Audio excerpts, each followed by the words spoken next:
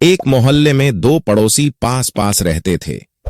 एक बहुत झगड़ालू था और दूसरा धीमा और समझदार।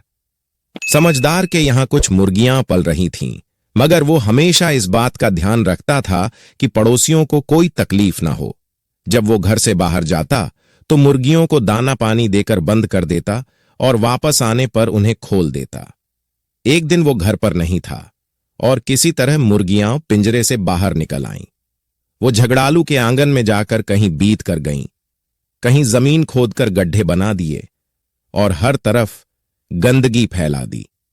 झगड़ालू ने जब ये देखा तो गुस्से से भर गया, गालियां बकने लगा और गुस्से में आकर एक मुर्गी की गर्दन मरोड़ दी।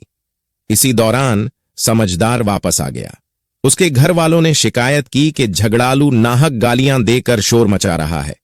उन्होंने कहा, जाकर पूछो तो सही, अगर मुर्गियां खुद निकल गईं तो इसमें हमारा क्या कसूर। समझदार ने सोचा कि ऐसे झगड़ालू से समझदारी की उम्मीद करना बेकार है और छोटी छोटी बातों पर पड़ोसियों से दुश्मनी रखना भी बेवकूफी है। समझदारी तो यह है कि सूरत हाल को सुलझाने की कोशिश की जाए।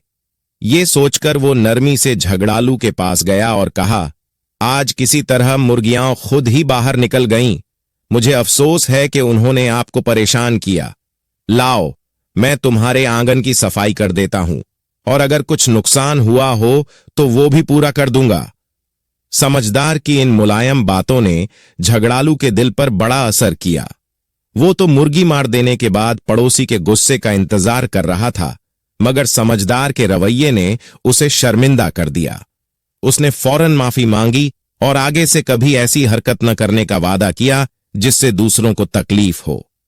सबक: नरमी और समझदारी से बड़े झगड़े को सुलझाया जा सकता है।